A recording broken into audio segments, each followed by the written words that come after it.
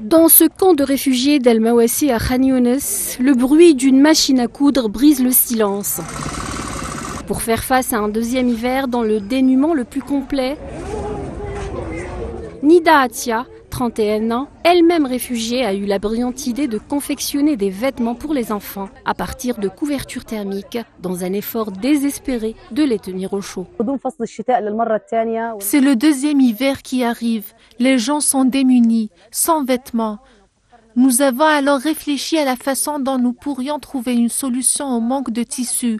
Et nous avons eu l'idée de recycler les couvertures thermiques en vêtements d'hiver.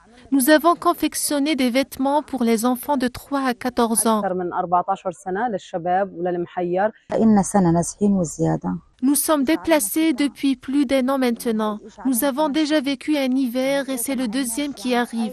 Nous n'avons plus de vêtements, même pas pour habiller ma fille malade. Nous sommes partis avec les vêtements que nous portions et en sandales. Nous n'avons eu le temps de rien prendre. Avec l'aide des femmes et des hommes du camp, Nida a pu mettre en œuvre en septembre dernier son projet Needle and Thread, en français aiguille et fil. Faire des patrons, découper, mesurer, coudre, faire les essayages, tout le monde y met du sien pour confectionner des vêtements bien chauds pour le froid hivernal. Pour remédier à l'absence d'électricité, la machine à coudre a été reliée aux pédales d'un vélo par une courroie. Au début, c'était de la couture 100% à la main, mais avec l'augmentation de la demande, nous avons dû nous procurer une machine électrique que nous avons attachée à un vélo, comme solution alternative pour ne pas nous arrêter. Le matériel simple avec lequel nous travaillons ne suffit pas à répondre à la demande. Nous espérons que notre projet prendra plus d'ampleur. Nous n'avons pas d'autre abri que la mer. Depuis le mois d'août, nous réfléchissons à ce que nous pourrions faire en hiver au bord de la mer.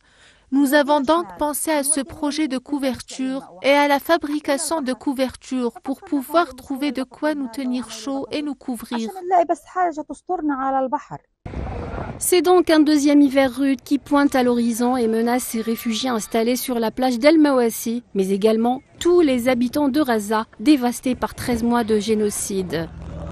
L'année dernière déjà, de fortes pluies avaient inondé plusieurs camps, détruisant un grand nombre d'abris. Si la situation actuelle venait à perdurer, l'hiver s'annonce très long cette année à Raza.